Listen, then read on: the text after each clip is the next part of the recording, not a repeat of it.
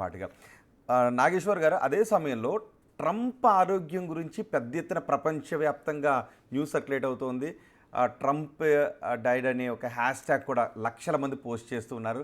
Trump మాత్రం ఎక్కడ బయటికి రావట్లేదు, వైట్ హౌస్ దాని మీద స్పందించట్లేదు. ఎలా చూడాలి దాన్ని? చాలా దుర్మార్గం. ఇప్పుడు ఒక వ్యక్తి పైన నీకు కోపం ఉండొచ్చు, అసహ్యం ఉండొచ్చు, ద్వేషం ఉండొచ్చు, వ్యతిరేకత ఉండొచ్చు, కానీ చచ్చిపోయాడని చెప్పడం అన్యాయం. అది ఏ సంస్కారవంతుడు అంగీకరించడు. ఏ అనాగరికమైన, దుర్మార్గమైన, అమానుషమైన ప్రచారం. సోషల్ మీడియాలో ఈ ఉన్మాదం ఇది. సో ఎవడో ఒక్కడు మొదలు పెడతాడు. స్ట్రేంజ్ కదా, ఆడిటీ కదా. ఇవాళ ప్రపంచం ఎట్లుంది, మన జర్నలిజంలో ఎప్పుడో చదువుకున్నాం, when dog bites man it is not news, when man bites dog it is news అని. మనిషిని కుక్క కడితే వార్త కాదు, కుక్కను మనిషిపై కరిచింది అనుకో, సో అది వార్త అవుతుంది. సో అందువల్ల మనిషి ట్రంప్ బాగానే ఉన్నాడంటే వార్త కాదు, ట్రంప్ చచ్చిపోయిందంటే వార్త అవుతుంది. అది సెన్సేషన్ అయి వైరాలిటీ వస్తుంది. So what is viral need not be civilised.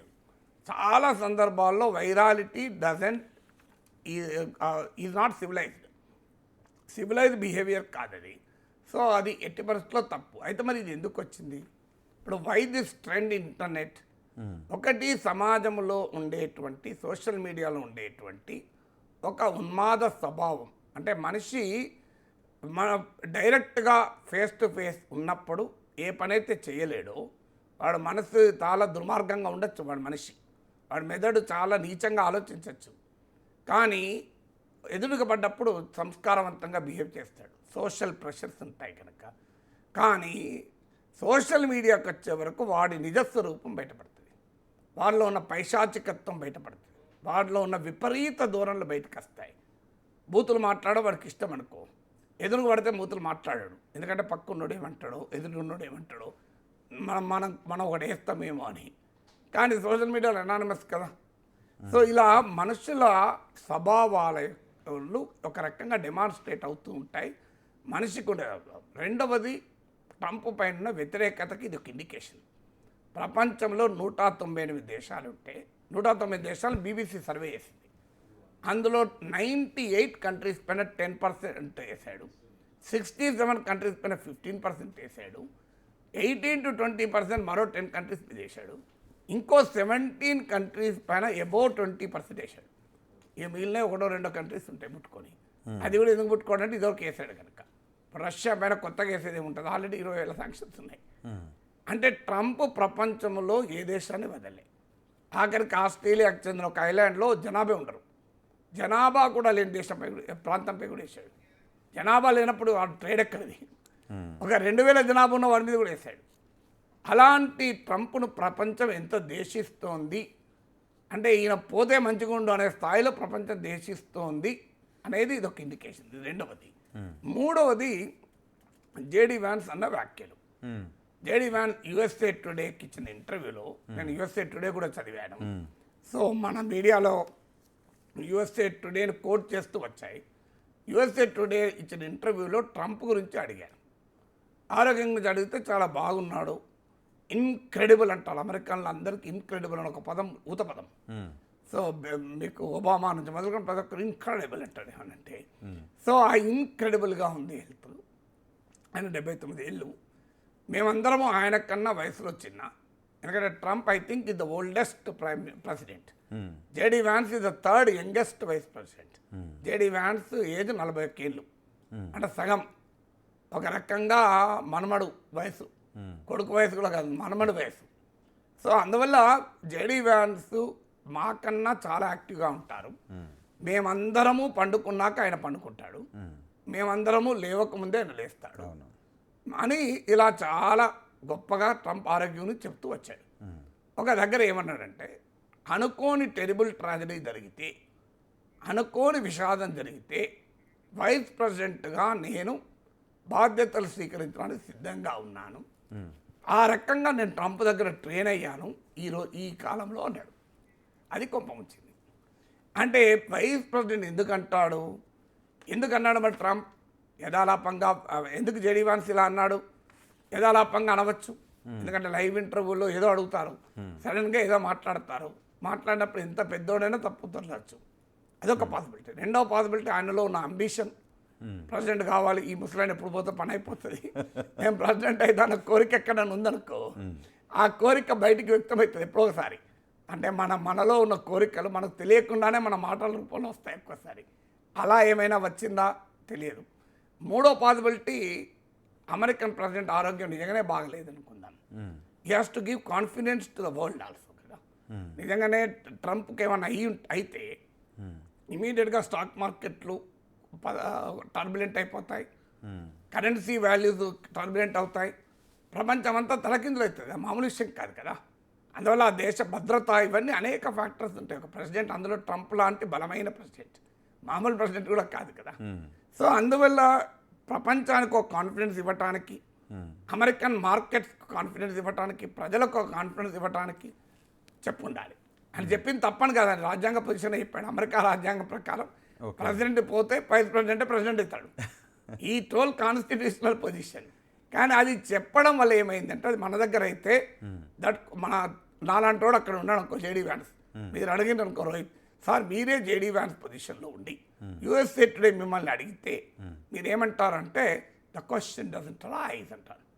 ఆ ప్రశ్న ఉత్పన్నమే కాదు అంటారు. No in case if Trump dies, what nonsense, why do you want president to die, if you die what will happen అంట యాంకర్ను.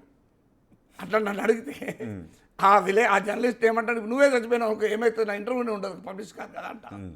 కానీ JD Vance మరి ఎందుకన్నాడో తెలియదు. నేను చెప్పిన ఈ కారణాలు ఏదైనా కారణం, మనసులో ఆయన ఏదో అన్నాడు.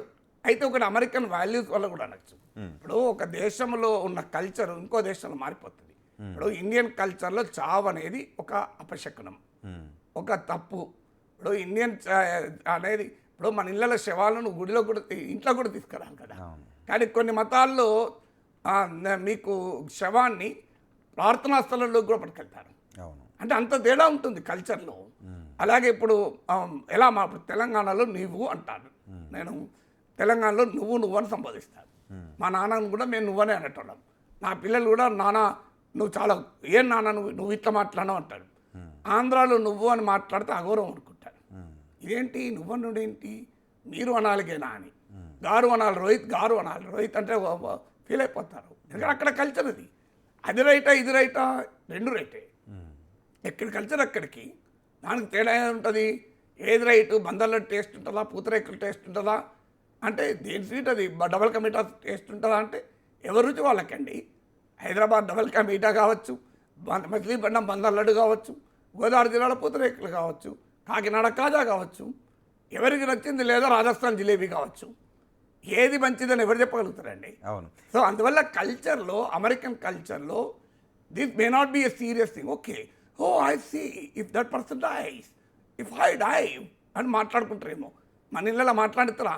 నేను కనుక మా మేడంతో ఎప్పుడన్నా అన్నాను అనుకో, నిజంగానే నేను పోయిన తర్వాత, నేను అప్పుడప్పుడు అంటుంటాను, నేను పోయిన తర్వాత ఎలా సమాజం స్పందిస్తుందో నాకు కొద్దిగా చూడాలని ఉంది, కానీ అవకాశం లేదు కదా అంటే, మా మేడం నాతో గొడవ పెట్టుకుంది, ఏం మాట్లాడుతున్నావు అని. అంటే నేను పోయిన తర్వాత అన్న పదాన్ని భరించలేదు. అవును, అంత సమాజం అనేది. అమెరికాలో okay that's true, if you die how will the society react, there may be many condolence messages అని, కావాలంటే కండోలెన్స్ మెసేజ్ రాసి కూడా ఇస్తారు, ఇంకా ఇట్లుండొచ్చని. అందువల్ల అమెరికన్ కల్చర్లో తప్పు కాకపోవచ్చు, మన దగ్గర తప్పు అవుతుంది ఇలా కల్చర్. ఏదన్నా I don't know JD Vance ఎందుకన్నాడో తెలియదు, బట్ నేను అన్ని పాసిబుల్ రీజన్ చెప్పాను. It is for you to pick and choose. Correct. కానీ వైట్ హౌస్ ఖండించాల్సిన అవసరమో లేదంటే ట్రంప్ ట్వీట్ చేయాల్సిన అవసరం ఉందా? దీని వైట్ హౌస్ ఖండించడానికి ఏమి ఆయన ఎర్రర్ చెప్పలే కదా. ఆయన ఏమి ట్రంప్ చనిపోయినని చెప్పలేదు. వైస్ ప్రెసిడెంట్ పోతే వైస్ ప్రెసిడెంట్ అవుతాడు. న్యూస్ పైన అయితే ట్రంప్ ఏం మాట్లాడాడో తెలియదు. ట్రంప్ నిజంగానే మరి జేడీ వ్యాన్స్ ఇలా అన్నందుకు వ్యాన్స్ను మెచ్చుకున్నాడా? What joke you did, when you die are you waiting for my death అని అన్నాడా? లేదు, యూజ్లెస్ ఫెలో, నన్ను నేను చచ్చిపోవాలని చూస్తున్నావా, నేను చేస్తే నువ్వవుతావు అనుకుంటున్నావా, నేను అసలు చచ్చే ప్రసక్తే లేదు అంటాడా? ట్రంప్ ఎలా రియాక్ట్ అవుతాడో నాకు తెలియదు, కానీ but very interesting to watch how will Trump react. Correct, చూద్దాం. అండ్ రాబోయే 2 రోజులకి కూడా ఎటువంటి అధికారిక కార్యక్రమాలు వైట్ హౌస్ స్కెడ్యూల్ చేయలేదు అని తెలుస్తుంది. ట్రంప్ అయితే 24 గంటలు పైబడి కనిపించట్లేదు, ఎక్కడ ట్వీట్ కూడా చేయట్లేదు. చూద్దాం మీరన్నట్టు 24 ట్వీట్ చేయలేదని నిజం కాదు. ఉదయాన్నే 3 గంటల 40 నిమిషాలు ట్వీట్ చేస్తాడు. సాటర్డే రోజు 6 గంటలకు కూడా ట్వీట్ చేశాడు. సో ట్వీట్ చేయాలంటే ట్రంప్ ఉండాల్సిన అవసరం లేదు. అవునవును. సో అది కాకుండా ట్వీట్ చేశాడు. అంటే ఆయన ఆరోగ్యం గురించి ట్వీట్ చాలా చేయట్లేదు. కాలంగా ఆయన హెల్త్ మీద స్పెక్యులేషన్ వచ్చింది. కరెక్ట్. అంటే చేతికి ఒక మచ్చ ఉంది. అవును. ఈ మచ్చ ఎందుకు వచ్చింది అని చర్చ ఉంది. ఆ వైట్ హౌస్ ఇచ్చిన ఎక్స్ప్లెనేషన్ చాలా విచిత్రంగా ఉంది. White house Trump doctor, personal doctor ఏమంటాడంటే, ట్రంప్ ఇది మ్యాన్ ఆఫ్ ద పీపుల్ కనుక, ఇది పీపుల్స్ ప్రెసిడెంట్ కనుక అందరికి షేక్ హ్యాండ్ ఎక్కువ ఇచ్చిండు. షేక్ హ్యాండ్ ఎక్కువ ఇస్తే మచ్చ వస్తుంది అన్నదిగా నాకు తెలియదు ఇంతవరకు. ఇక్కడ ఆయన బ్యాక్ సైడ్ ఎందుకు వచ్చింది? బ్యాక్ సైడ్ ఎందుకు వస్తుంది, షేక్ హ్యాండ్ ఇక్కడ ఇస్తే ఇక్కడ ఎందుకు వచ్చింది, వీ డోంట్ నో. ఆ వివరణ చాలా విచిత్రంగా ఉంది. I don't no. అయితే ఇంకో పాసిబిలిటీ మెడికల్ ఎక్స్ప్లెనేషన్ ఏంటంటే ఆస్పిరిన్ వాడతారు, బ్లడ్ థిన్నర్స్ అంటారు. ఆస్పిరిన్ చాలా మంది వాడతారు. ఏమంది బీపీ ఉన్న వాళ్ళందరికీ కార్డియాలజీ దగ్గరికి వెళ్తే ఆస్పిరిన్ రాస్తారు to be on safe side. So aspirin వాడుతున్నారు. అయితే నేను చెప్పానని వాడకండి ఎవరు, కార్డియాలజిస్ట్ రికమెండ్ చేస్తే తప్ప వాడద్దు. ఎందుకంటే బ్లడ్ థిన్నర్ మంచిది కాదు. అవసరం ఉన్నోళ్ళకి వాడితే మంచిది, అవసరం లేనోడు వాడితే చెడ్డది. కరెక్ట్. సో బ్లడ్ థిన్నర్స్ వాడడం వల్ల ఆ ఏజ్లో ఇలాంటి రియాక్షన్స్ వస్తాయన్నది ఒక వాదన. తర్వాత కాళ్ళ దిగువ భాగాన వాపు ఉంది. అది మీకు వీనస్ ఇన్సఫిషియన్సీ అని చదివాను నేను మీడియాలో. I'm not a doctor. Chronic venous insufficiency అని అంటే రక్తాన్ని తీసుకెళ్లే వెయిన్స్ అండ్ ఆర్టరీస్ ఉంటాయి. ఆ వెయిన్స్లో ఉండే సంబంధిత ప్రాబ్లం అని. నార్మల్గా దాన్ని థ్రాంబోసిస్ అంటారు.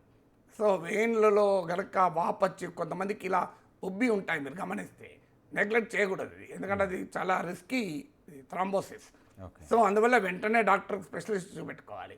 సో ఆ థ్రాంబోసిస్ అయితే లేదు అని కూడా డాక్టర్లు చెప్పారు. It doesn't have any thrombosis అని. 79 ఇయర్స్లో ఈ చిన్న చిన్న ఉండే ఏముంది, అదేం పెద్ద nothing to be worried I think. But there is certainly something serious about is health అయితే అనిపిస్తుంది. లేకపోతే ఈ జెడీ వాన్స్ అలా మాట్లాడి ఉండకపోవచ్చు, వైట్ హౌస్ ప్రత్యేకంగా వివరణలు ఇవ్వకపోవచ్చు. ఆయన ఎందుకంటే అలాస్కాలో కూడా పుట్టిన కలిసినప్పుడు కూడా స్ట్రేట్గా నడవలేకపోయాడు, తొలిగాడు అటు ఇటు. ఇవన్నీ ఫ్యాక్టర్స్ నిజం కావచ్చు. Let us wish him all the best. మన దేశం పైన సుంకాలు విధిస్తున్నా ట్రంప్ బతికుండి మారాలని కోరుకోవాలి తప్ప ట్రంప్ చావాలని కోరుకోవద్దు. కరెక్ట్. మరి చూడండి, రాబోయే కొన్ని గంటల్లో ట్రంప్ బయటకు వచ్చి తన ఆరోగ్యం గురించి, తను చనిపోయాడంటూ వస్తున్న వార్తల గురించి ఎలా రియాక్ట్ అవుతాడో చూద్దాం. నాగేశ్వర్ గారు కూడా అదే అంటున్నారు. నాకు కూడా చూడాలనుంది ఆయన ఫస్ట్ రియాక్షన్ ఎలా ఉందని అంటున్నారు. నిజమే, ప్రపంచం అంతా కూడా చూస్తూ ఉంది. ఆయన ఫస్ట్ రియాక్షన్ బయటకు వచ్చిన తర్వాత తనపై వచ్చిన ఈ రూమర్స్కి ఆయన ఎలా రియాక్ట్ అవుతాడో చూద్దాం.